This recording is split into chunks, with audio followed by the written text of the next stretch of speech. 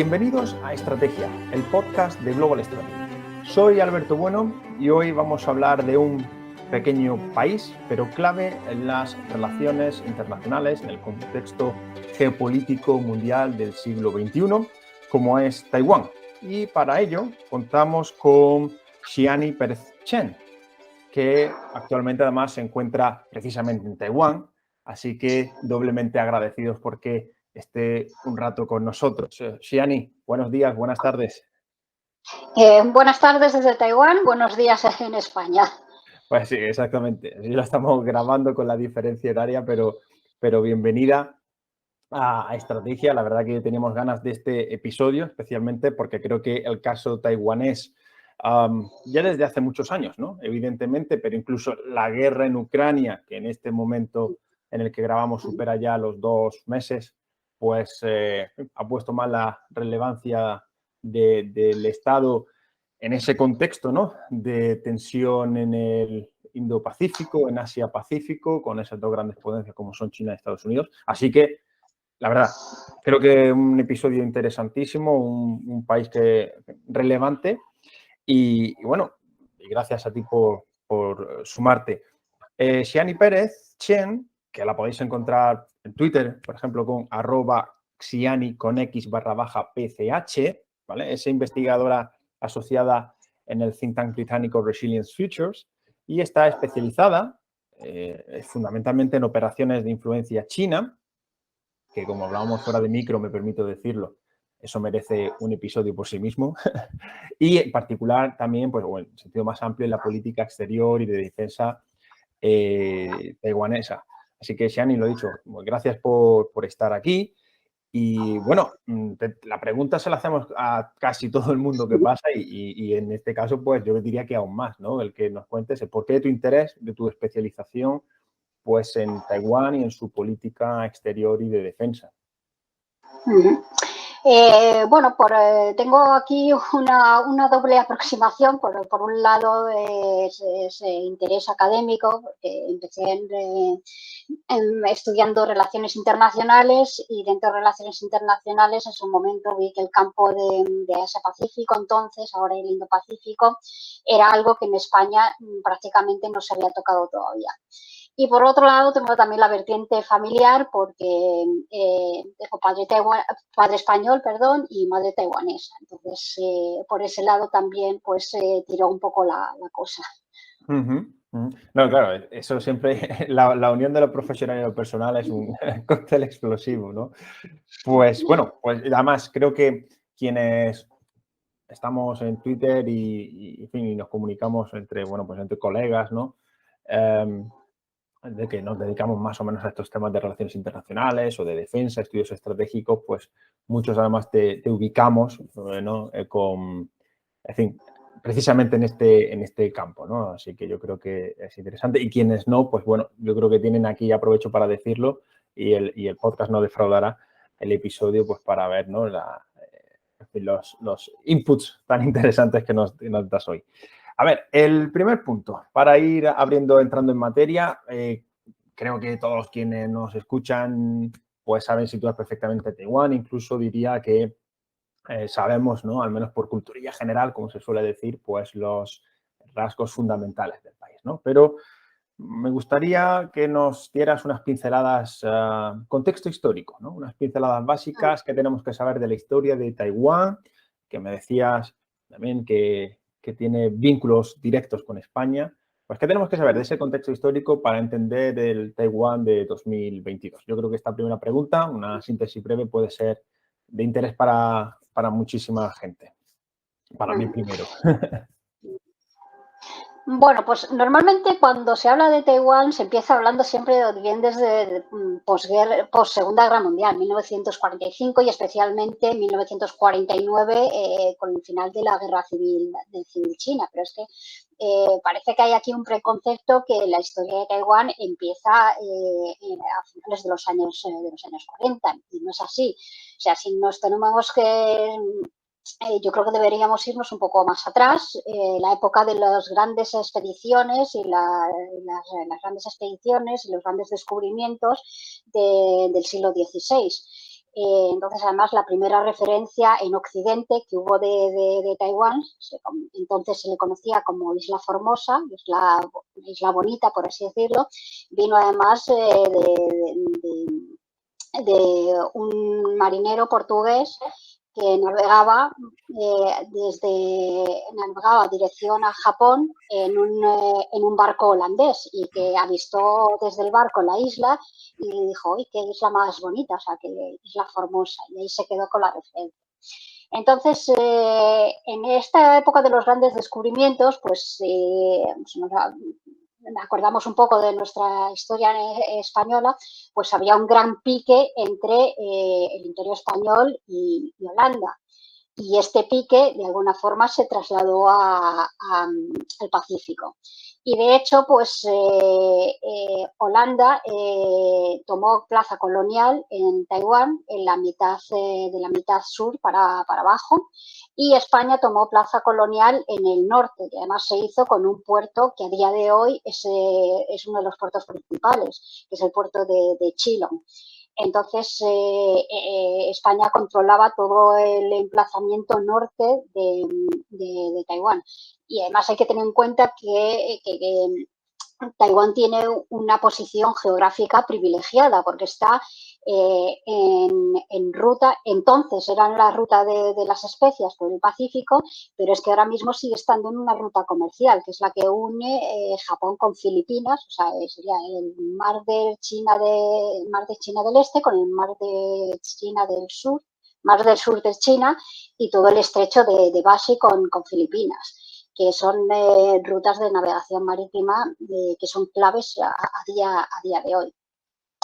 Luego, posteriormente, pues hubo las rencillas imperiales, ya estamos hablando en finales de 1600, así, las rencillas imperiales en China pues afectaron también a lo que era la geopolítica de Taiwán, porque hay que tener en cuenta que Taiwán era una plaza muy codiciada tanto por las potencias occidentales, bueno, España y Holanda, que he dicho que tuvieron plaza colonial, pero también de Francia o Estados Unidos. Y esto era algo que le irritaba ya entonces a la China imperial, esto de tener una isla que está enfrente de sus costas y que estuviera manejada o enredada en intereses geopolíticos de las potencias extranjeras. Entonces, bajo el imperio Ming, pues hubo un pirata que en nombre del Imperio Ming pues se dedicó a expulsar a los extranjeros, o sea, expulsó a los holandeses y expulsó, bueno, primero realmente los holandeses nos expulsaron a los españoles y cuando solo quedaban los holandeses, el pirata este echó a los holandeses. Entonces, la dinastía Ming le nombró vicerrey a este pirata y luego, con la caída de la dinastía Ming, le sucedió la dinastía Qing. Entonces, la dinastía Qing continuó esta relación de virreinato así y no fue hasta finales la segunda mitad del 1800 bueno, se decidió que Taiwán dejase, bueno, me he saltado un paso, que era que a finales de 1600 el imperio chino incorporó a Taiwán como provincia, como una provincia del imperio. Pero como se dio cuenta luego el imperio, la dinastía Qing, se dio cuenta de que era un enclave peligroso para la integridad territorial, porque había incursiones extranjeras en Taiwán, se decidió que dejara de pasar de ser provincia y pasara a ser un territorio adscrito a la provincia de Fujian, pero sin ser una provincia del imperio. Y En esta situación se quedó y fue cuando empezó la primera guerra sino-japonesa. Al finalizar esa primera guerra sino-japonesa, en 1895, una guerra que el imperio chino perdió, bajo el Tratado de Shimonoseki, China cedía a perpetuidad todos títulos, pretensiones y soberanía sobre Taiwán, se la cedía a Japón. Y pues durante medio siglo, hasta finales de la Segunda Guerra Mundial, Taiwán fue colonia japonesa, y además es una colonia particular porque, y aquí es donde empieza además a diferenciarse un poco la experiencia histórica que ha tenido Taiwán con Japón a la experiencia histórica que ha tenido China con Japón. Entonces, me estoy refiriendo ya en el siglo XX. Sí, sí. Porque para Japón, Taiwán la configuró como su colonia modelo, como el modelo de colonia moderna. Mientras tanto que respecto a China, Japón se lo tomó más en plan conquista. Entonces, por ejemplo, en Taiwán, Japón desarrolló todo lo que son las comunicaciones, ferrocarril y todo tipo de infraestructura y logística. Entonces, esto influyó mucho porque Taiwán se modernizó, se empezó a modernizar con los japoneses. Y aquí, pues, bueno, ya nos plantamos a finales de la Segunda Guerra Mundial y, bueno, ya sabemos qué pasó con Japón, perdió la Segunda Guerra Mundial y todas las posesiones. Entonces, después de la Segunda Guerra Mundial, el problema era qué hacer con todas las posesiones que tenía el Imperio japonés. Y a raíz de ahí, de ver qué se hacía con todas las posesiones, es cuando empezó por así decirlo, la cuestión del estatus jurídico internacional de Taiwán. Yo creo, si te parece, Xiani, que puede ser este un segundo punto que abordemos, porque ahí tiene su origen. ¿Cuál es el estatus internacional de Taiwán? Y además, bueno, y su desarrollo ya, en ese sentido, la historia taiwanesa, pues en lo que resta del siglo XX hasta el XXI. Pues bien, como comentaba, Taiwán era colonia japonesa, entonces tras finalizar, bueno, realmente antes incluso de finalizar la Segunda Guerra Mundial, por ejemplo, en 1943, que se reunieron en El Cairo, se reunieron Reino Unido, Estados Unidos, Rusia, la Unión Soviética entonces, y China. En este momento estamos hablando de la China republicana del Partido Nacionalista Chino, bajo el general Chiang Kai-shek. Luego vamos a ir haciendo diferencias para que no perdamos un poco de quién gobierna en cada momento China. Entonces, en 1943, las potencias se reúnen para ir empezando a dilucidar cómo iba a ser la posguerra en el Pacífico, en el escenario del Pacífico. Entonces, a Chiang Kai-shek se le promete que una vez acabada la guerra, se le iba a dar Taiwán. O sea, que Chiang Kai-shek iba a asumir la soberanía sobre, o sea, el Partido Nacionalista, la China republicana, el Partido Nacionalista Chino, se le iba a conferir la soberanía sobre Taiwán. Entonces, bueno, acaba la Segunda Guerra Mundial, conocemos todo en el Pacífico, conocemos todo la firma entre MacArthur con el enviado del Imperio japonés, y ahí se le presenta todos los instrumentos de rendición a Japón. Entonces, en estos instrumentos de rendición, lo que se establece es que las tropas japonesas en lo que entonces era Indochina y la isla de Formosa, bueno, la isla de Formosa porque figura así en los documentos jurídicos. Sí, sí. En la isla de Formosa e Indochina, esas tropas japonesas se tendrían que rendir ante Chiang Kai-shek. Entonces, luego, por ejemplo, había las tropas japonesas que estaban en China, en la zona de Manchuria, se rendían ante el mando soviético. Luego, entonces, todas las posesiones de Japón se rindieron se tenían que rendir ante pues, los ganadores, las potencias ganadoras, pero también, por ejemplo, pues ante Australia también, o ante el mando australiano. Entonces, se fueron dividiendo así. Entonces, basándose la declaración del Cairo, que era una declaración política de intenciones, porque claro, en ese momento la soberanía sobre Taiwán la detentaba Japón bajo el Tratado de Shimonoseki. Entonces, era un documento que era una intención política, era un documento de intención política de por dónde las potencias querían que fuera la posguerra.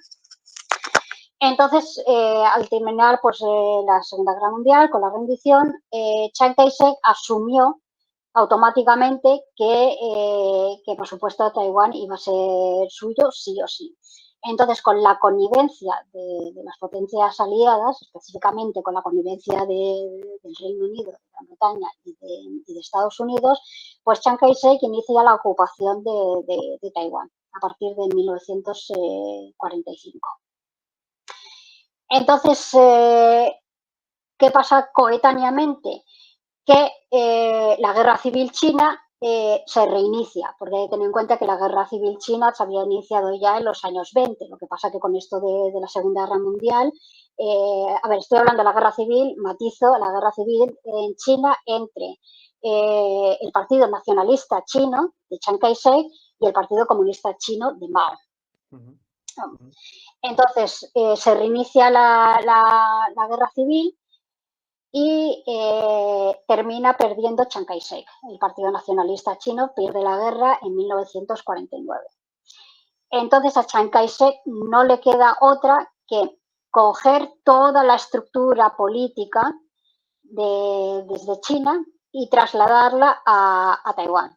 Toda la estructura política, toda la estructura gubernamental, incluso la estructura legal, o sea, trasladó la Constitución de China, la trasladó a Taiwán y la impuso directamente sobre Taiwán. Entonces se inicia así realmente un régimen se consolida, bueno, se inició en 1949, pero se consolida un régimen de ocupación de un gobierno chino sobre Taiwán, porque todavía entonces Japón mantenía la soberanía, incluso después de la Segunda Guerra Mundial, porque no había habido todavía un tratado de paz por el cual hubiera cambio de soberanía, o sea, hubiera Japón renunciado. Este tratado no llegaría hasta la entrada en vigor del Tratado de San Francisco en 1952 y claro, justamente cuando se estaban negociando las condiciones del Tratado de San Francisco era cuando se estaba sucediendo toda la guerra civil. Entonces ahí en las negociaciones, tal y como iba lo del tema de la guerra civil en China, Estados Unidos no lo vio nada claro, lo de darle la soberanía sobre Taiwán a Chiang Kai-shek, no lo veía nada claro por cómo se estaba desarrollando la guerra civil. Entonces hubo ahí una lucha de intereses entre la Unión Soviética, el Reino Unido. Entonces, durante las negociaciones del Tratado de San Francisco, se vio que a lo mejor no convendría que Chiang Kai-shek asumiera la soberanía, que el Partido Nacionalista Chino asumiera la soberanía sobre Taiwán, porque si acababa perdiendo la guerra, Taiwán iba a quedar en manos del Partido Comunista Chino. Y esto no le interesaba, obviamente no le interesaba a Estados Unidos. Entonces, al final, de cara al Tratado de San Francisco, se dejó en una resolución vaga.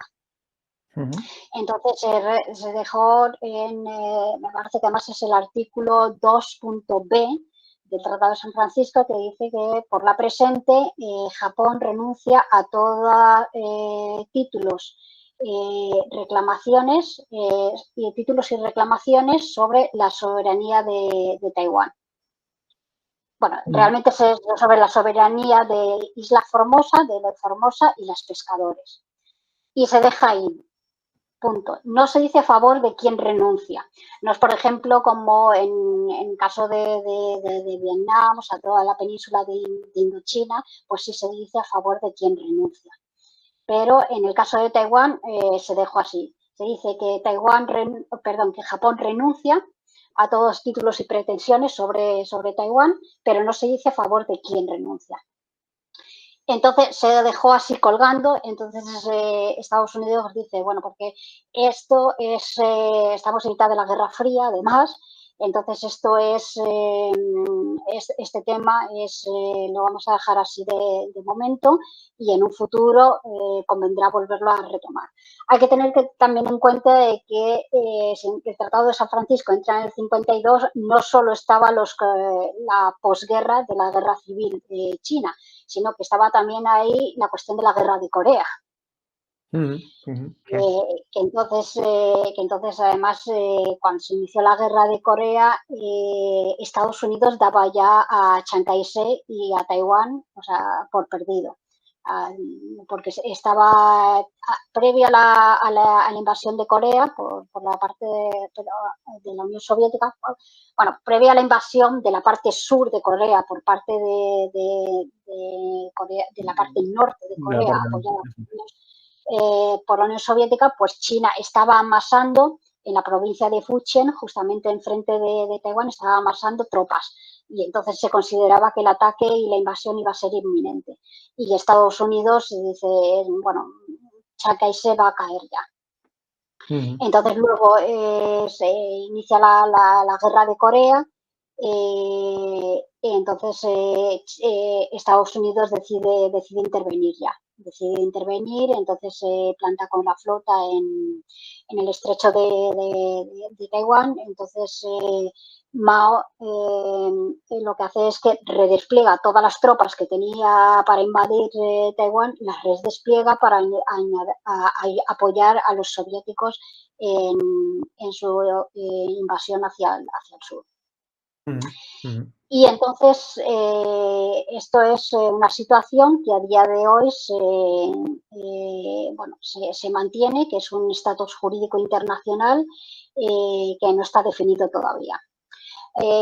Luego hay a principios de los 70, que es cuando se expulsa a Taiwán. Bueno, no se expulsa a Taiwán. A ver, la resolución de Naciones Unidas de 1971, de hecho, no menciona a Taiwán, no menciona a la República China, simplemente se dice que se expulsa a los representantes de Chiang Kai-shek del sitio, o sea, del sillón que estaban ocupando ilegítimamente, y ese asiento se le confiere a la República Popular de China, de Mao.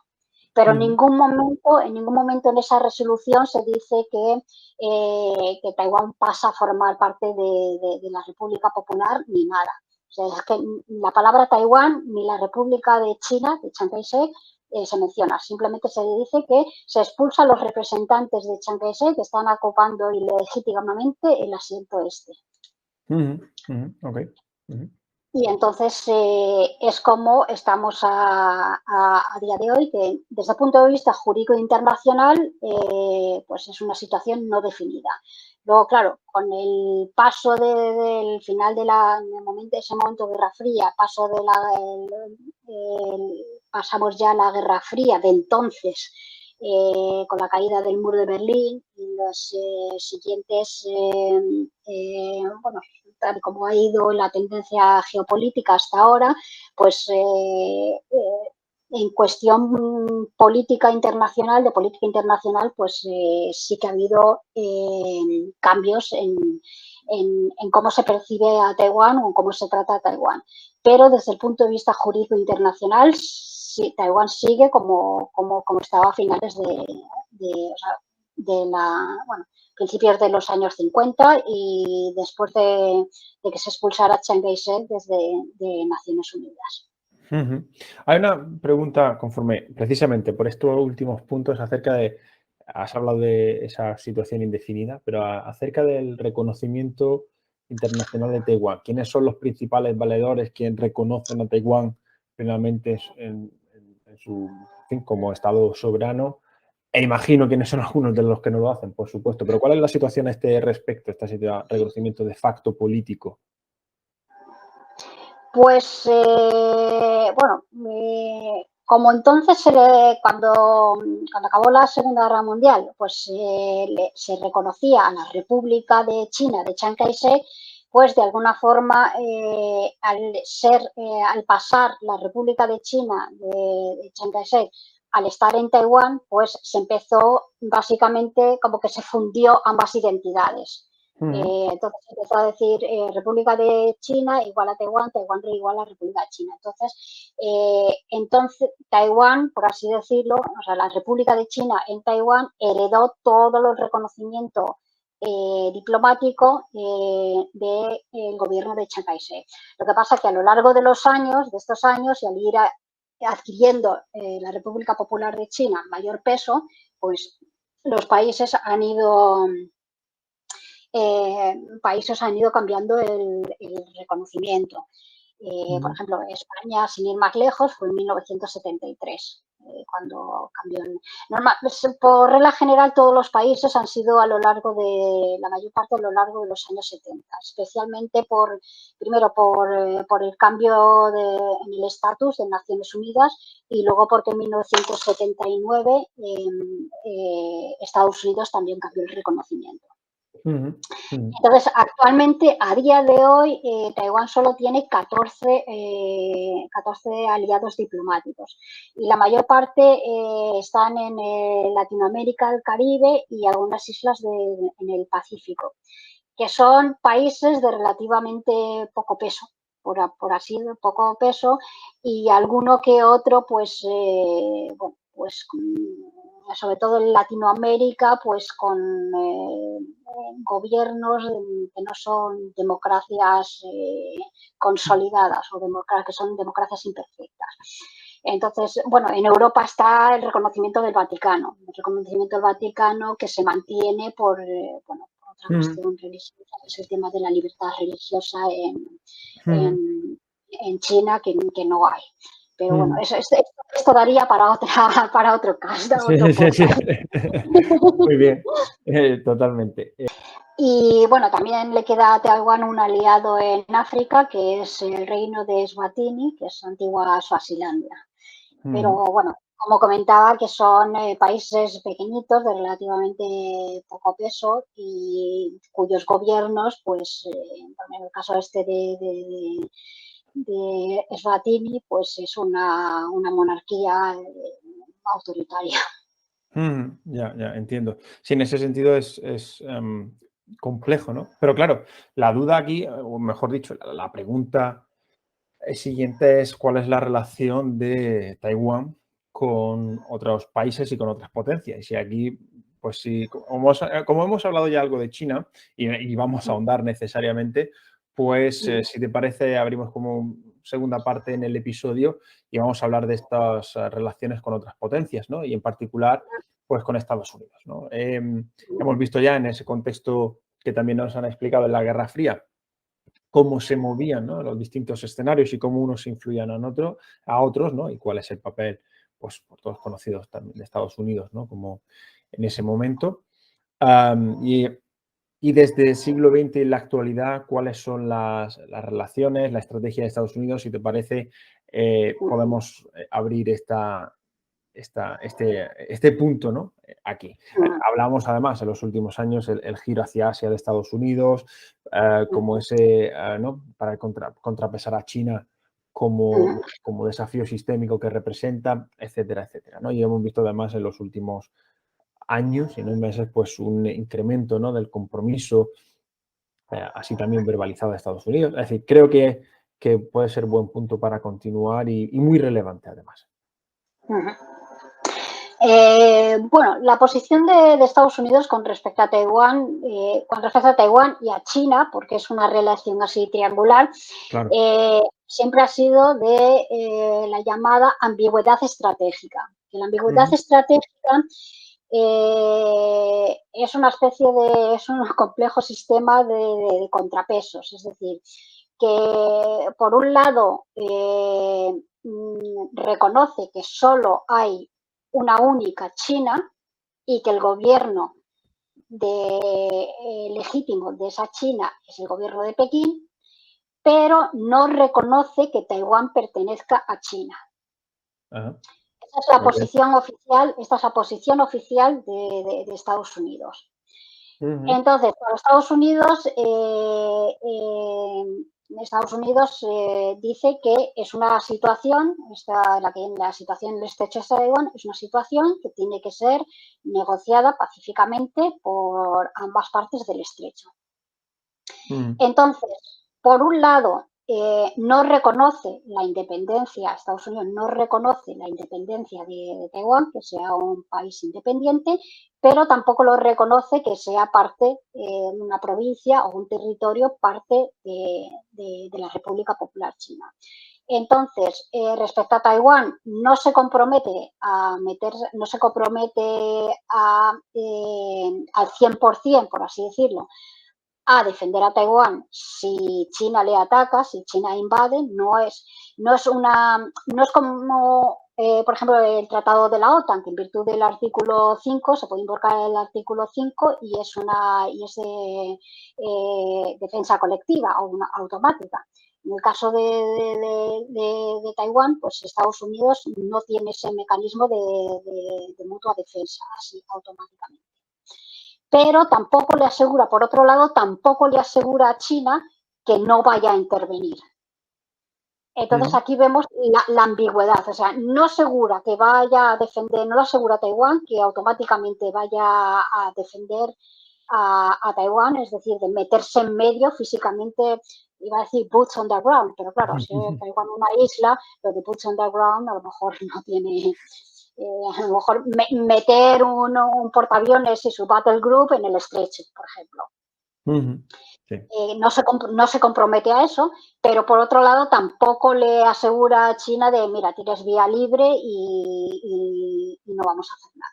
Si Ujú. invades Taiwán no vamos a hacer nada. Tampoco le asegura eso a China. Entonces, con lo que sí está comprometido Estados Unidos, además en base al Acta de Relaciones de Taiwán de 1979, es a mantener, mantener la defensa de Taiwán y proveer a Taiwán de material Ujú. defensivo, no ofensivo. Esto Ujú. también, a raíz de la guerra de Ucrania, también hemos estado con este debate Sí, que de constituye material ofensivo, claro. exactamente. Pues esto con respecto a Taiwán viene ya de lejos, o sea, viene desde los años 50 ya. Ujú. Ujú. Entonces tiene este compromiso de que en función de cómo avance o cuál sea la tendencia de la situación en el estrecho de Taiwán, pues Estados Unidos le irá proveyendo de cierto tipo de material defensivo. Entonces, esta es la posición de Estados Unidos. Evidentemente, que después del llamado, sobre todo en la época de Obama, del pivote, el Asia Pivot, y que después fue un poco, porque no se acabó de consolidar de todo bajo la época de la administración Obama. Luego que con Trump pues hubo mucha dialéctica, mucha retórica, sobre todo pues, bueno, los mensajitos estos de si el virus chino y todo esto, pero que la administración Trump tampoco tuvo mucha iniciativa. Realmente da la casualidad que la cuestión de Taiwán cuenta con un apoyo bipartidista dentro de Estados Unidos. Entonces es el Congreso realmente el que está tirando hacia adelante, el que ha ido tirando hacia adelante y presentando iniciativas que tiene el apoyo de los dos partidos. Ujú. Ujú. Entonces, ahora bajo la administración Biden, pues se ha visto que esta tendencia sigue, o sea, el Congreso sigue tirando de iniciativas y aprobando iniciativas Y por otro lado, pues estamos viendo cómo dentro de la administración Biden, pues sí que hay contactos, no no a nivel de gabinete, a nivel, llamaremos nosotros, ministerial, pero sí sin llegar a ser de cargos oficiales del gobierno, pero sí que estamos viendo que hay movimientos de apoyo específicos a Taiwán. Y además es que se siguen aprobando, el Pentágono sigue aprobando la venta de paquetes defensivos. O sea, esto no se ha paralizado, se sigue aprobando. Y además luego está también la cuestión de, bueno, a lo mejor en el bloque de defensa lo vemos más, el programa de submarinos que inició Taiwán hace un par de años. Que ante la dificultad de adquirir submarinos, porque no hay ningún país que se los quiera vender, por la presión de China, pues Taiwán decidió iniciar su propio programa de construcción de submarinos y para ello sí está contando con ayuda extranjera. Hemos hablado en otros episodios sobre Estados Unidos, por ejemplo, pues en el episodio 23 con Carlota García Alcina o en el 17 con Juan Tobar sobre la política internacional de las grandes potencias. Pero me gustaría preguntarte, dentro de la estrategia que mencionabas de Estados Unidos hacia Asia y hacia el contrapeso con China, y más allá del caso particular de Taiwán, ¿no? que lo estás exponiendo magníficamente por el porqué de su relevancia, en sentido contrario, ¿cómo encaja Taiwán en el contexto más amplio de la estrategia estadounidense y también pensando en otros actores, ¿no? Como pues, Japón o Australia, por ejemplo, ¿no? ¿Cuáles en este sentido las relaciones de Taiwán con estos otros países? Pero en ese marco, ¿no? Estadounidense y de la creación de nuevas alianzas como estamos viendo, ¿no? Bueno, el primer país en la región con el que Taiwán tiene lazos estrechos y por razones históricas, obviamente, es Japón. Entonces, Japón, además que incluso por impacto inmediato, a Japón ante un eventual ataque de China sobre Taiwán o de invasión, el primer impacto realmente se lo lleva Japón. Porque, por ejemplo, es que las islas de Okinawa están a tiro de piedra de Taiwán. Entonces, el primer impacto también se lo lleva Japón. Entonces, Japón lo tiene muy claro. Japón tiene muy claro que la defensa de Taiwán y el mantenimiento de la defensa de Taiwán le afecta directamente, que no es una cuestión hipotética o una cuestión de, bueno, a lo mejor sí o a lo mejor no. Japón sabe de sobra que le impacta de lleno. Entonces, Japón está manteniendo además últimamente conversaciones no oficiales, no a nivel, volvemos otra vez, no a nivel de gobierno, pero por ejemplo a nivel entre partidos gobernantes, porque a lo mejor no entre el gobierno de Taiwán y el gobierno de Japón, pero entre el partido que gobierna en Japón y el partido que gobierna en Taiwán. Entonces están teniendo contactos para ver cómo pueden colaborar en materia de defensa. Y por otro lado hay que tener en cuenta que también hay el conflicto en el mar del este de China, entre las llamadas islas Senkaku para Japón, Diaoyutai para China y para Taiwán, que están los tres que se están disputando. Entonces, realmente la disputa gorda es la disputa más grande es entre Japón y China, porque de vez en cuando hay algunas escaramuzas con pescadores, pero realmente quien presenta la mayor, porque son unas islas que están ahora bajo control japonés. Entonces, quien ejerce la mayor amenaza para ese control es China.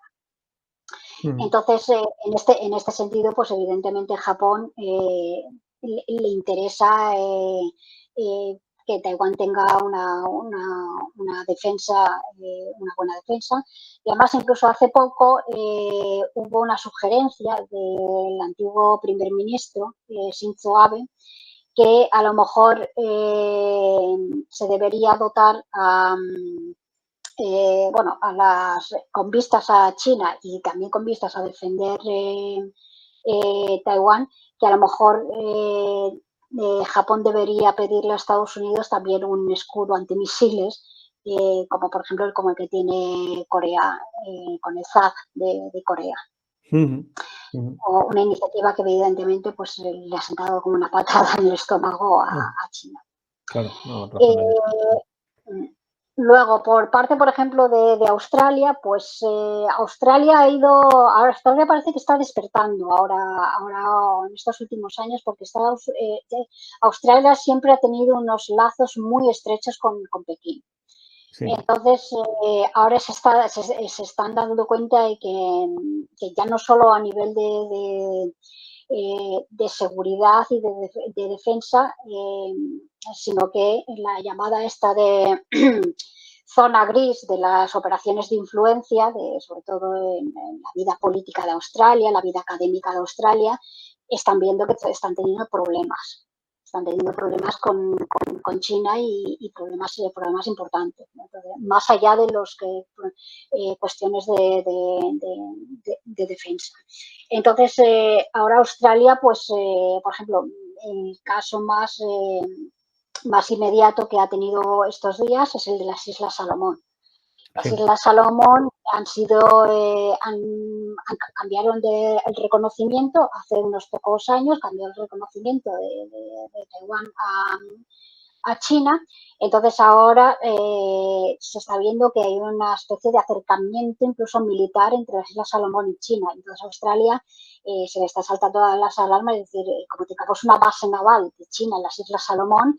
Sí, en el noreste del país, vamos, Sí, porque además es que dice, es que vamos a volver a tener, porque en las Islas Salomón la parte que ocupan es también estratégico en cuanto a estrechos y que da paso de un área de navegación a otro área de navegación por un estrecho que es que comunica dos zonas marítimas importantes, sobre todo las rutas comerciales. Entonces también están viendo también Australia pues está inquieta, ya no solo por el tema de Taiwán, que también influye, pero bueno, influye, le queda un poco más lejos, pero es que, por ejemplo, las Islas Salomón prácticamente lo tienen las puertas de casa. Entonces, en este sentido, hay una alianza de defensa un poco informal, no es una alianza estilo de la OTAN, pero que es el llamado Quad, que es entre India, Japón, Estados Unidos y Australia. Sí. Entonces, básicamente se está intentando organizar, bueno, tampoco, claro, ahí cada país tiene su área que le interesa más y sus propios intereses. Entonces, pues a lo mejor a India, con la situación que tiene ahora en las fronteras interiores con China, pues no le interesa meterse en según qué fregados, especialmente con el tema de Taiwán, pero se está viendo cómo organizar, aunque se mantiene el marco de Quad, pero puede ser una especie de coalition of the willing, en el cual cada uno aporta más o menos según sus intereses nacionales, obviamente. La verdad es que es muy, muy interesante, porque creo que pone, ¿no? Las claves de ese marco estratégico, ¿no? En Asia-Pacífico para los próximos años, y cómo Taiwán está encontrando, Australia creo que es un buen caso, ¿no? Efectivamente, nuevos aliados, ¿no? En aquellos países. Las relaciones australianas con China son, creo que, bien conocidas y eran muy sólidas, y precisamente esto es lo que se está revirtiendo desde el último lustro de manera significativa, ¿no? Las pretensiones chinas sobre Taiwán son más que conocidas, algunas ya las ibas exponiendo, pero creo que merece la pena que profundices un poco en ello, Xiani, la posición china respecto a Taiwán y qué supone, ¿no?, ese reto político, militar sobre el país. Y de esta manera ir hilando esa parte, ¿no?, la respuesta también de defensa. Porque ya que hemos tocado, ¿no?, en buena medida el marco más internacional, diplomático del país, pues podemos ir construyendo esa parte. China, las aspiraciones, entendiendo el no reconocimiento por la historia que nos relatabas, ¿qué supone para Taiwán? ¿Cuál es el grado en este mismo de desconfianza, diría, entre ambos y demás?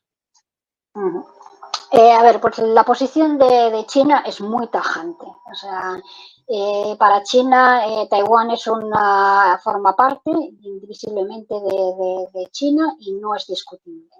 De hecho, además es que en el preámbulo de la Constitución de la República Popular de China dice que viene a decir que la reunificación de la madre patria es una misión sagrada de todos los compatriotas chinos. O sea, habla de compatriotas chinos en China y de compatriotas chinos en Taiwán también. Entonces, básicamente lo dice como una misión sagrada. Luego, para un Estado que no es religioso, o sea, que no tiene religión, esto que te lo pongan así como misión sagrada, tiene su aquel. Entonces, básicamente, para ellos es una cuestión dogmática, es una cuestión dogmática que no admite ningún tipo de discusión.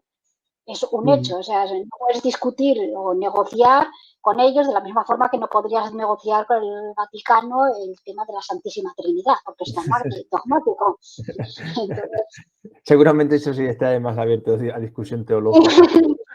Probablemente. Probablemente, ¿no? Probablemente.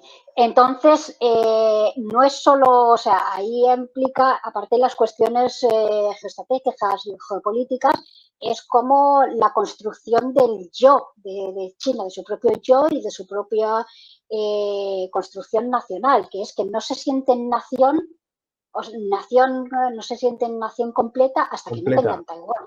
Claro. Sí, no se siente. Entonces, por ejemplo. Eso es un proyecto inacabado, realmente, ¿no?, de la República Popular. Exactamente, es como es una misión inacabada. Entonces, incluso ahora con Xi Jinping, que se habla tanto del rejuvenecimiento de la nación china, el rejuvenecimiento de la nación china, que vale, que puede tener, erradicar la pobreza, es un paso de este rejuvenecimiento. Que podría ser cuestiones más domésticas de que la población china pues erradica la pobreza, que tengan acceso a como, que socialmente no haya inestabilidad, pero no. Aparte de todo esto, del tema económico y el tema de bienestar social, entendido desde el punto de vista chino o con características chinas. O sea, bienestar social es que el Partido Comunista no se sienta amenazado. Entonces, la armonía social en este sentido para China, o sea, para Pekín, la armonía social es que el Partido Comunista siga siendo legitimado y que no esté amenazado. Claro, para seguir estando legitimado, pues se requiere de este crecimiento económico, pero este rejuvenecimiento pasa obligatoriamente por la reunificación, entre comillas, porque ellos lo llaman reunificación de toda la madre patria. Entonces, o sea, no van a conseguir, o sea, la República Popular China no se va a realizar como país, como nación, hasta que no se reunifique, entre comillas, Taiwán. Entonces, es esta. Claro, ahí claro, es por traducirlo al lenguaje racional nacional, ¿no? El interés nacional está claro.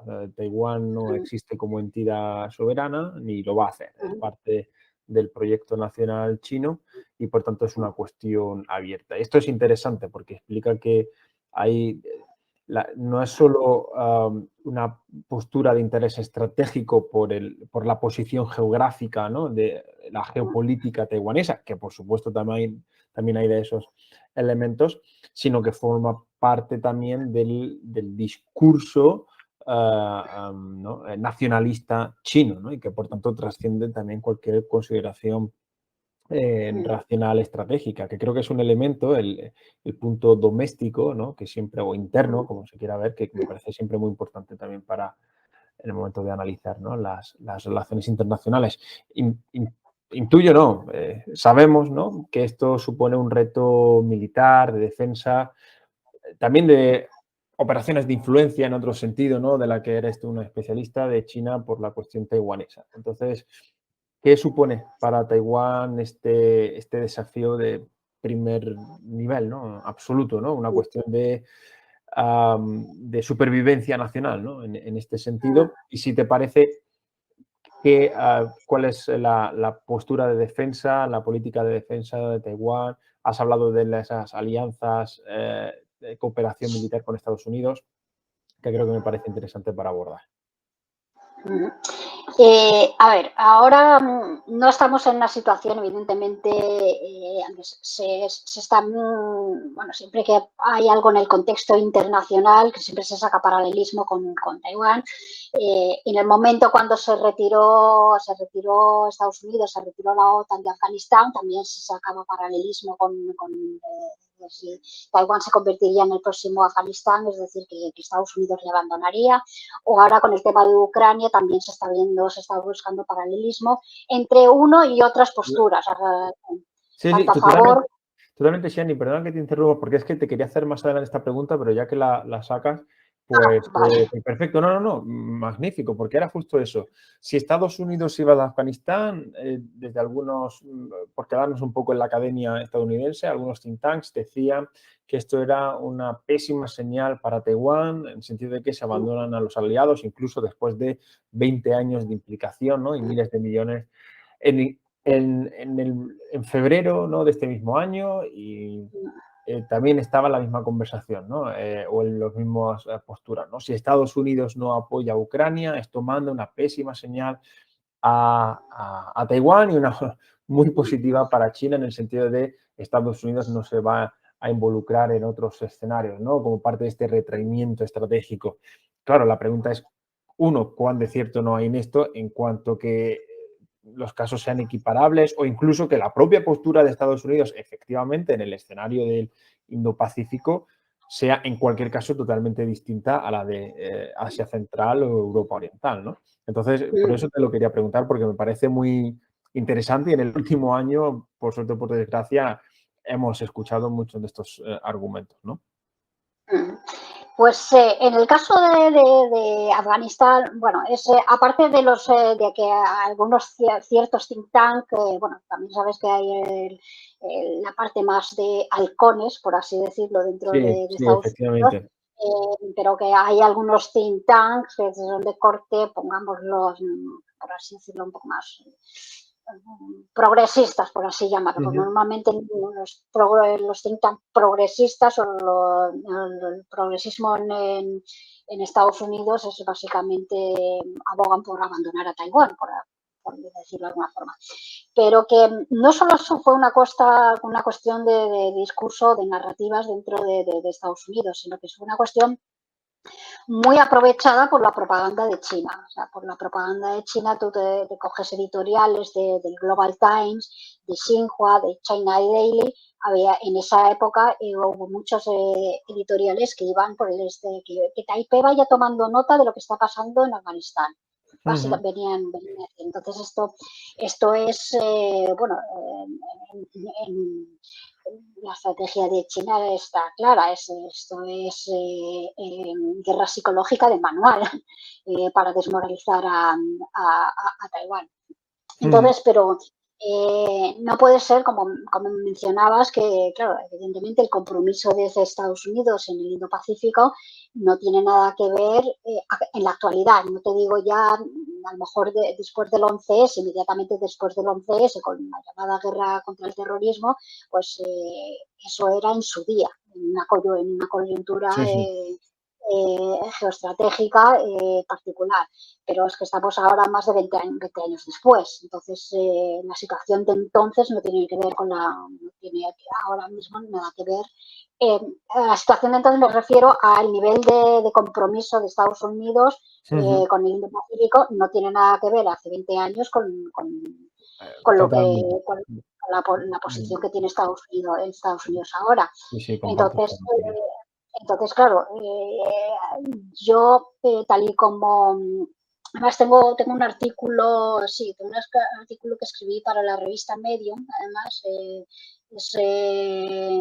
creo que lo titulaba 20 años después de Afganistán o China ante el mundo 20 años después de Afganistán, en el que comentaba yo precisamente esto, que no se debe entender la retirada de Afganistán como una dejación de Estados Unidos con su compromiso en el Asia-Pacífico, en el Indo-Pacífico, sino todo lo contrario, que retirándose de Oriente Medio va a poder dedicar más esfuerzos y más recursos a la zona del Indo-Pacífico y a las alianzas en el Indo-Pacífico.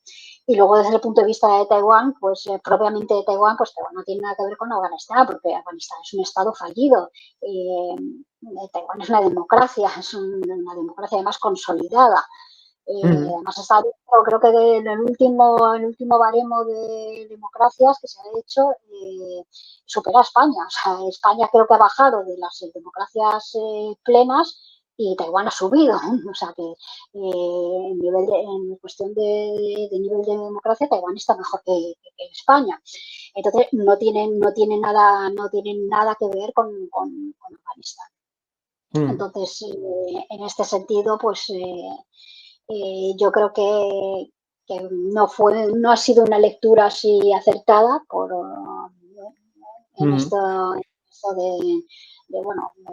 que Estados Unidos, pues los compromisos, básicamente China debería decir, pues mira, cómo os fiáis tanto de Estados Unidos y mira lo que hace Estados Claro, Unidos. claro. Eso, Y respecto a Ucrania, que también... eso, Y claro, eso además te iba a alguna vez comentar. recuerdo en Twitter comentarlo, creo que precisamente también con Juan Tobar, que lo Sí, sí, sí, hablábamos algún día. lo hemos comentado, efectivamente.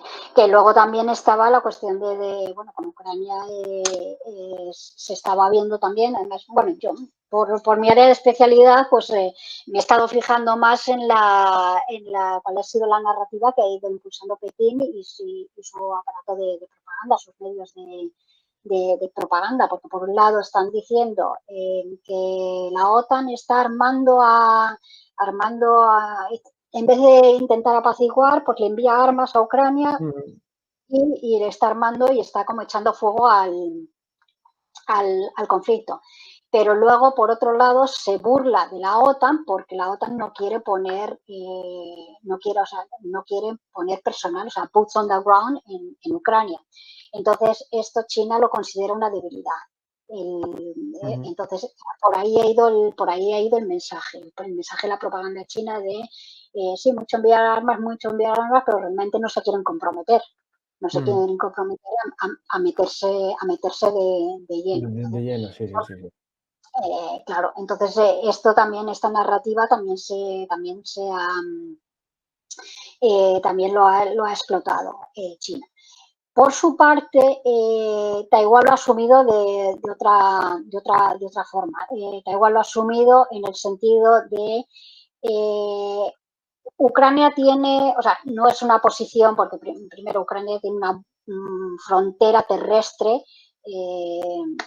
con Rusia. Taiwán tiene un estrecho por medio, entonces ahí las características de una invasión varían radicalmente. Entonces, desde el punto de vista estratégico militar, pues no son situaciones comparables. Pero sí Taiwán se lo ha tomado como lección de cómo atraerse la simpatía internacional. por así decirlo, porque claro, está habiendo muestras de solidaridad con Ucrania, está habiendo, por ejemplo, por manifestaciones en todas las capitales europeas, en todo el mundo. No solo solidaridad desde el punto de vista de actores geopolíticos de los países que están enviando armamento, o incluso que Estados Unidos también ha estado entrenando en Polonia a tropas ucranianas, sino solidaridad más desde el punto de vista de soft power, de la sociedad civil, de las instituciones de la sociedad civil. Entonces, Taiwán yo creo que está tomando nota de esto. Yo creo que tanto Taiwán como China están sacando sus propias lecturas de cómo está siendo la invasión de Ucrania. Entonces, Taiwán lo está viendo desde ese punto de vista. Primero, tiene que, lo que ha suscitado además para Taiwán un mayor compromiso con la defensa, con su propia defensa, porque Taiwán dice, no podemos ser, pues volviendo al tema de Afganistán, no podemos ser como Afganistán, que tirarnos a la desidia y a la dejadez y esperar a que vengan a ayudarnos. Entonces, no, tenemos que mostrar que tenemos una voluntad de defendernos, que hay una voluntad de defendernos, que tenemos unas capacidades pues, limitadas, ciertamente, porque no puede ser no es de otra forma, limitadas, pero que hay esa voluntad y tenemos unas ciertas capacidades. Y además la estrategia que está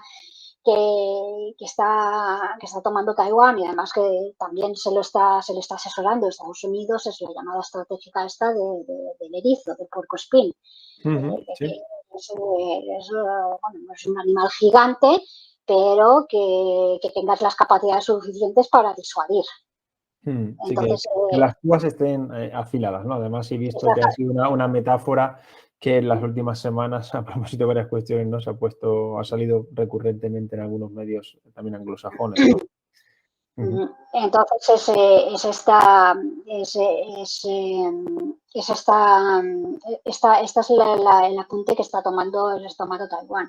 Y luego también desde el punto de vista social en Taiwán, yo creo que la sociedad de Taiwán, sobre todo la gente más joven, que a lo mejor, claro, habiendo nacido en democracia o no habiendo tenido que enfrentarse a una transición o a un régimen dictatorial, porque hay que recordar, que esto se me ha olvidado comentarlo anteriormente en la historia, que cuando llegó Chiang Kai-shek impuso un brutal régimen dictatorial en Taiwán. De hecho, hasta Siria fue el país en el que durante ha estado el país que ha tenido en vigor la ley marcial durante más años, hasta que llegó Siria. Entonces, volviendo, retomando el hilo, pues que antes pues, los jóvenes pues muchas veces que han nacido en democracia y entonces no se ven así como y ven a lo mejor la amenaza a su forma de vida, a estar en un país democrático, a su forma de vida, a lo mejor lo ven más teórico. Pero yo creo que esto, la guerra de Ucrania en particular, ha supuesto un revulsivo, en el cual es que había mucho, porque Taiwán ha tenido servicio militar obligatorio para chicos solo. Se empezó a relajar y se empezó a iniciar transición hacia el ejército profesional. Entonces, ahora mismo está habiendo un debate de que a lo mejor conviene volver a un servicio militar para chicos y para chicas, además. Es que esto también las chicas lo están asumiendo también. Lo están asumiendo también. Entonces, esto es un debate que se está volviendo a abrir en Taiwán. Luego, por ejemplo, la forma de entrenar a los reservistas, es decir, a los que ya han hecho el servicio militar, pues además ha entrado en vigor este año, antes de que empezara la invasión de Ucrania, pero la posibilidad que coincidió. Entonces, había problemas con la reserva que realmente no tenían entrenamiento efectivo. O sea, que sí, para mantener el adiestramiento, ¿no? No tiempo de el servicio militar. Claro, que muchas veces el reenganchar a la reserva a lo mejor era casi como tareas de campamento scout, por así decirlo. Sí, sí, sí. Entonces han cambiado totalmente el programa y entonces se empieza, pues eso, lleva un par de meses, se ha empezado a implementar este año, que da la posibilidad que ha coincidido. Entonces son cuestiones que Taiwán está, que son cuestiones que sí figuraban en la agenda de la conversación en Taiwán, pero que no lo veían de una forma urgente o que tuviera una emergencia. Pero a raíz de lo de Ucrania, yo creo que la narrativa ha sido favorable claro, hay veces que son iniciativas del gobierno, esto de estar en democracia es lo que tiene, que tienes el gobierno, partidos en la oposición, tienes que discutir las cosas en el Parlamento, entonces pues se dilata, luego también tienes que tomarle un poco el pulso a la opinión pública. Entonces, en este sentido, pues también la guerra de Ucrania pues, ha servido de revulsivo para Taiwán, para que estas cuestiones que estaban pendientes, estaban como dormidas, latentes, pues hayan resurgido con mucha fuerza. Por lo que entiendo de lo que comentas, la estrategia de Taiwán pasa, entonces, por un lado, es el buscar aliados en la región, lo cual es claro, y además la historia, digamos, ahí los ata a algunos, ¿no? En particular, el caso de Japón. Luego, el desarrollo tecnológico, ¿no? O el avance tecnológico militar vía cooperación con Estados Unidos como, ¿no? Como principal proveedor en este sentido. Y por último, la movilización civil también, ¿no? Es decir, que la propia sociedad, a tanto reservistas que mantengan el adiestramiento, como el abrir, por ejemplo, de nuevo el servicio militar, ¿no? Es decir, que trata un poco de tener esta visión integral, ¿no? Todos los frentes, asumiendo que pueda haber como tal, o sea, que la defensa territorial, o mejor, la amenaza frente ¿no? al territorio es real y cierta, ¿no? Y puede ocurrir.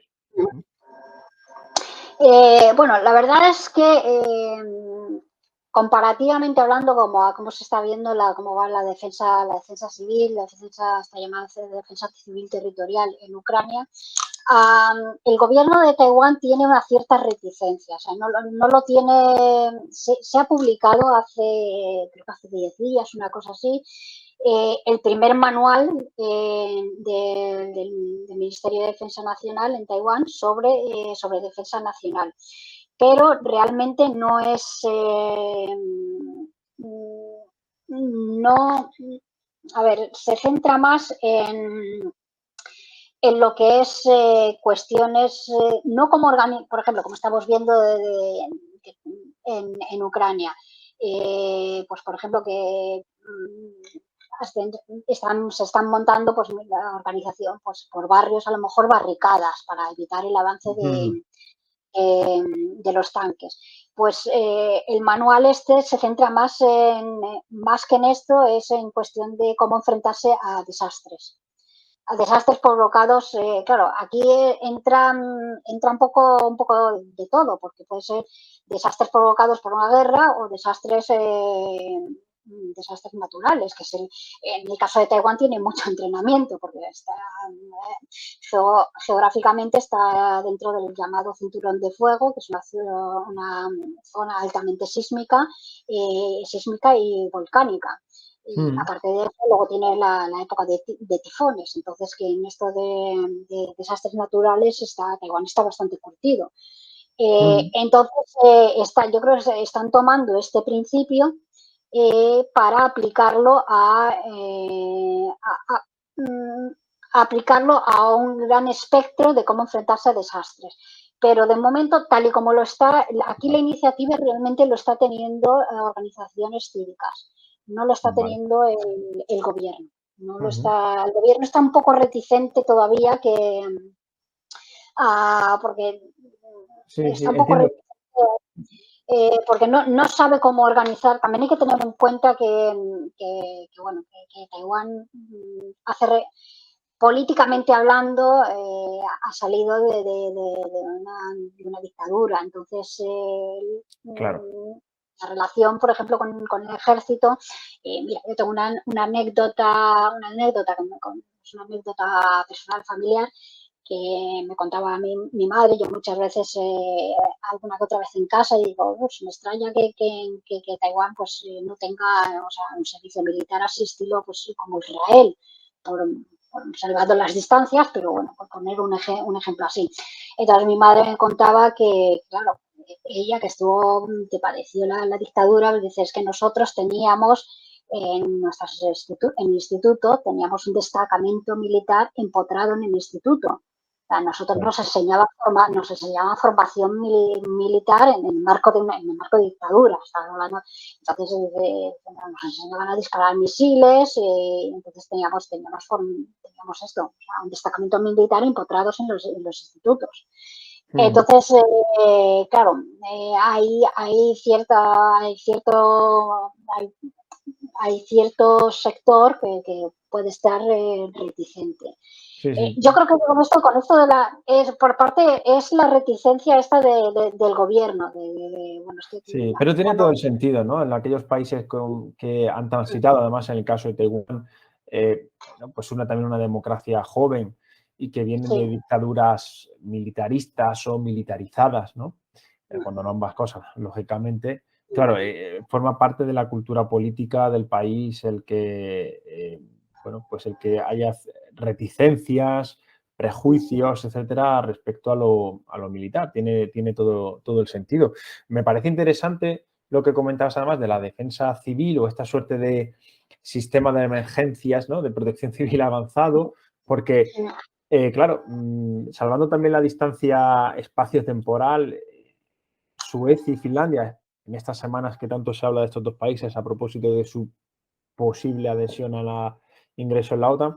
Claro, por ejemplo, el caso de la defensa civil sueca, pues es muy conocido, ¿no? Viene de la Guerra Fría y bueno, las infraestructuras que tiene el país, ¿no? Dispuestas a ello. De hecho, hace poco, cuando digo hace poco, hablo de memoria ahora mismo, no sé si hace 2 años, reeditaron 3 quizás un manual destinado a la población civil, o el caso de Finlandia, donde ha mantenido de manera ininterrumpida su servicio militar obligatorio precisamente por ello. Claro, en el caso de Taiwán, si hablamos de un país con esa cultura política, por esos factores histórico-políticos, que precisamente por esas razones u otras desactivó su servicio militar obligatorio, claro, tiene todo el sentido también el que haya bueno, ciertas, sí, reticencias o limitaciones a querer avanzar tanto en esta línea, ¿no? Armar una defensa civil, de dar preparación o conocimientos militares general a la población,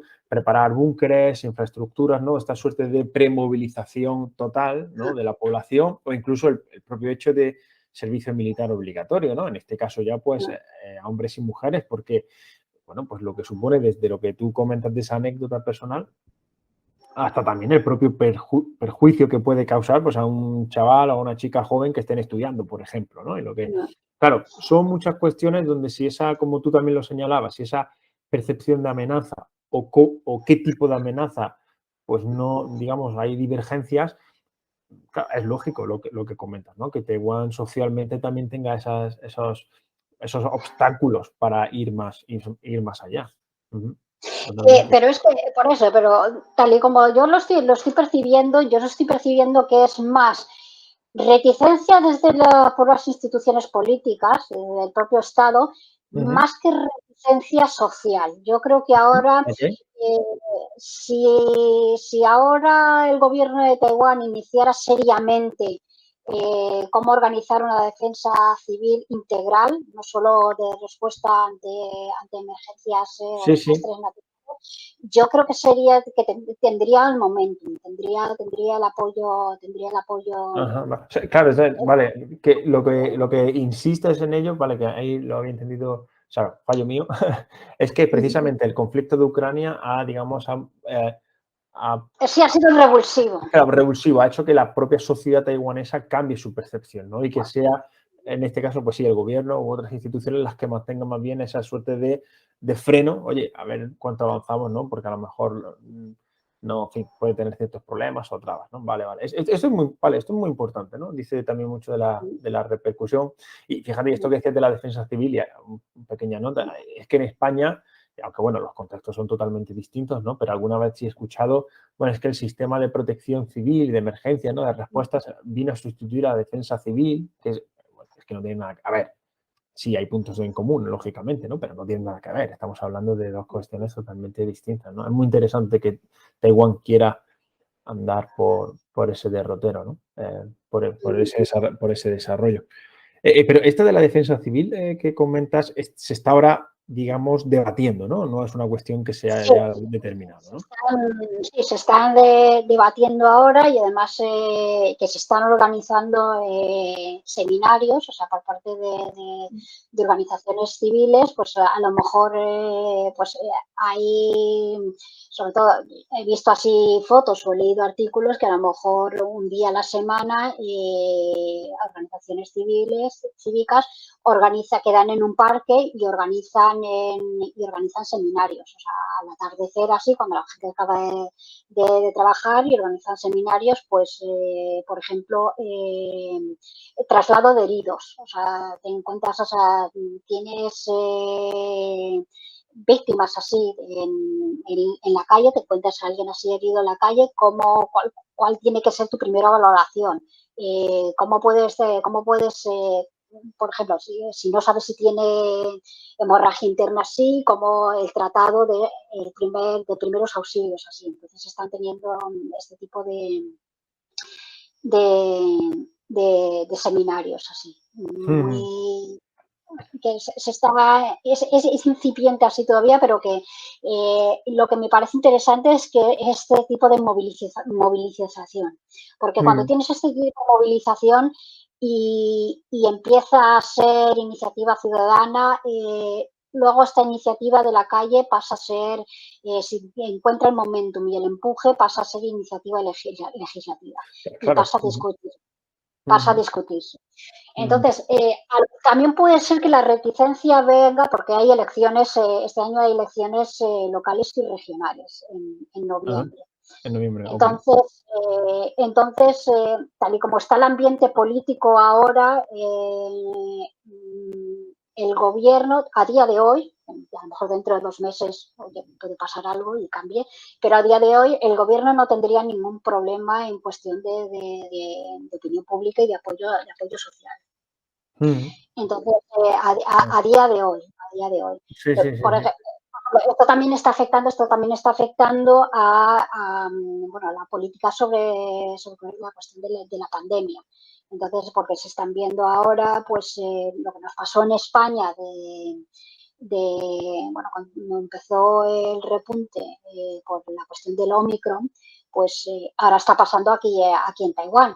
Lo que pasa es que en Taiwán, pues, se está viendo que, bueno, no, que las vacunas funcionan. Entonces, están haciendo, pues esto, abriendo en el sentido de, como nosotros ya hemos dado el paso, en España ya se ha dado el paso de convivencia con el virus, pues ahora Taiwán está empezando a dar los primeros pasos de convivencia con el virus. Convivencia con el virus teniendo en cuenta la ratio de terceras vacunas que tiene la población. Entonces, claro, el gobierno tampoco lo quiere hacer, abrimos y ya, aparte de cuestiones de sanidad, también de percepción pública. Claro. A lo mejor sanitariamente tiene una capacidad, Taiwán tiene una capacidad, pero basta con que haya una manipulación o algo de partido de la oposición y que cambie la opinión pública de un golpe de viento y cambie la opinión pública. Entonces por eso Taiwán ahora pues está en transición de cómo, porque por ejemplo llevan ya avisando que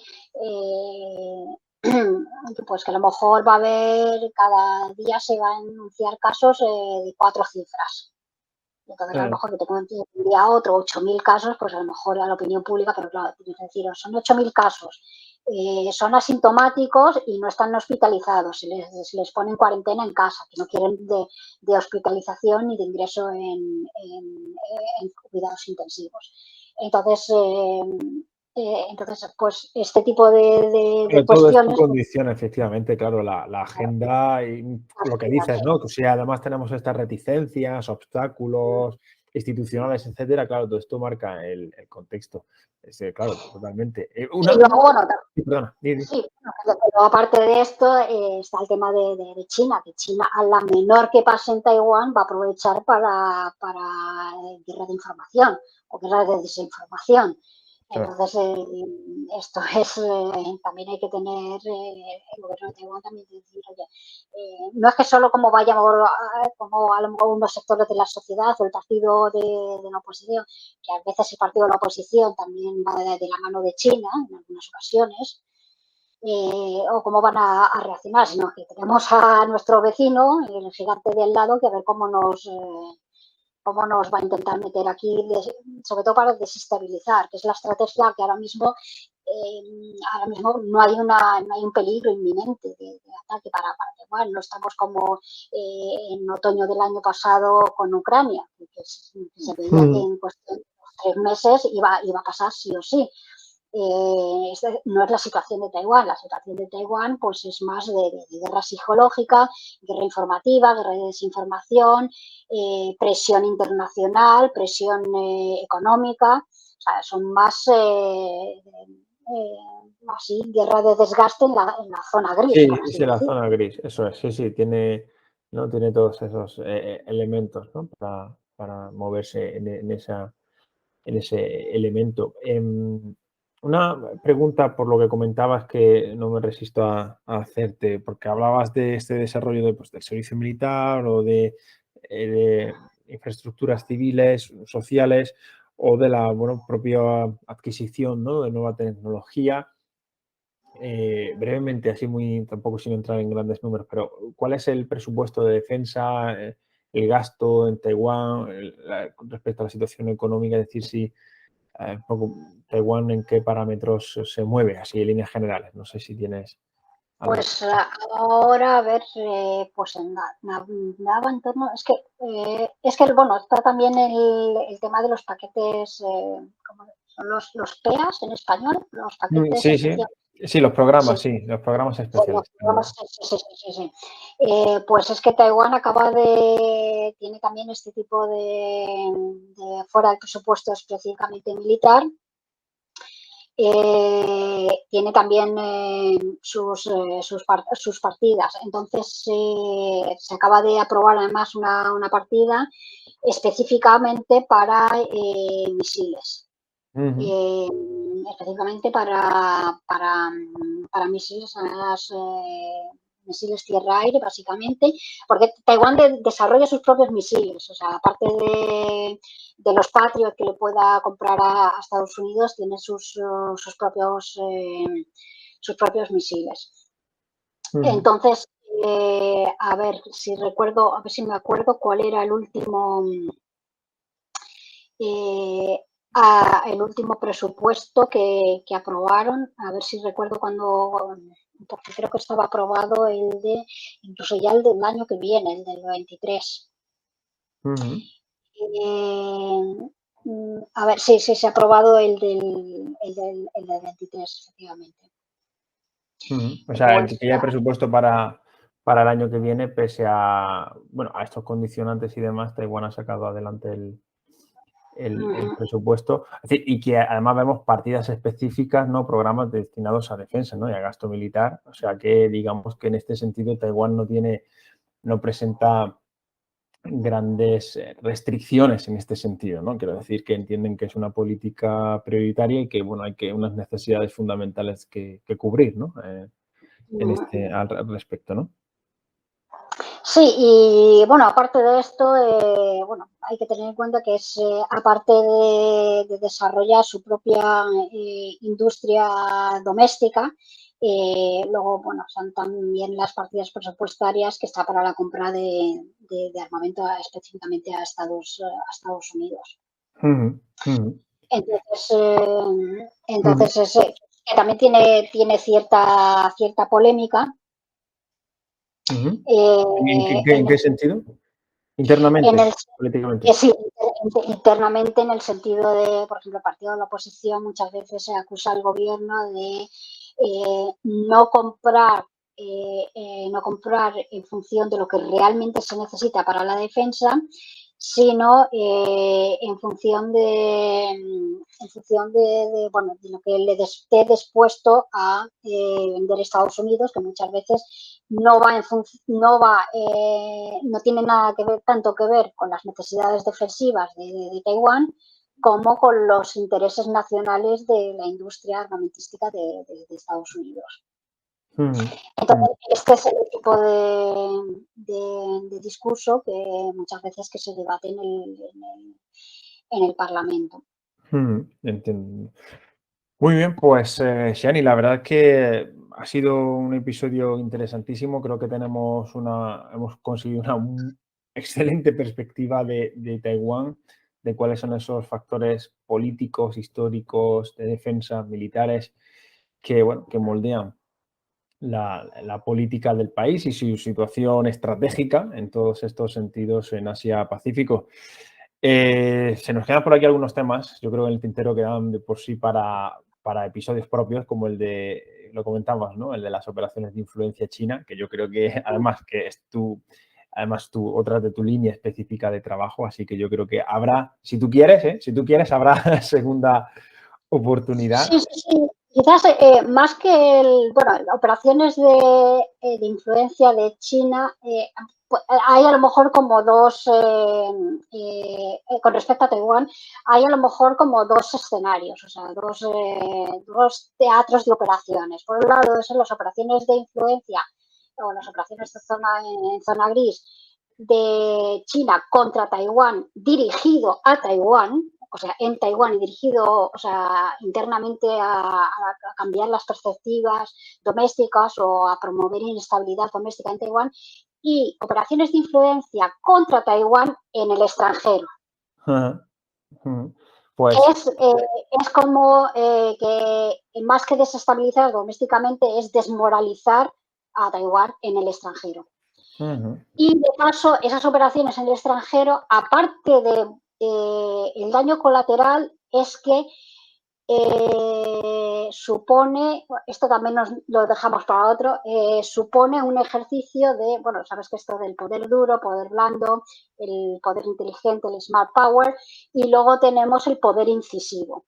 Entonces, estas operaciones de influencia de China contra Taiwán en el extranjero, como también forma parte de ese poder incisivo que al fin y al cabo va a desgarrar, por así decir, el tejido democrático de las instituciones civiles en países democráticos. Y esto lo dejamos para otro porque tengo muchos ejemplos de situaciones que se han dado en España. Sí, aquí como además te leo mucho y te sigo, pues sé que hay material de sobra y que, bueno, es que eso se nos alargaría. Así también quienes nos escuchan ven cómo estamos construyendo ya el siguiente episodio, ¿no? Y haciendo hype, ¿no? Para dentro de unos meses, pues yo creo que puede ser un tema interesantísimo porque lo es. Así que nada, queda ya la invitación para Shani, pues muchísimas gracias. Antes de nada, que no se me olvide, para quienes nos escuchan, y como siempre, cualquier comentario en inbox o en YouTube, los favoritos, los pulgares arriba, todas estas cuestiones que nos ayuden a darnos a conocer, pues como siempre, más que agradecidos. Y ahora sí, Shani, pues gracias a ti por estar este rato con nosotros y compartirlo. Gracias a vosotros por invitarme. Pues nada, que vaya bien por Taiwán. Un saludo. Vale, saludo.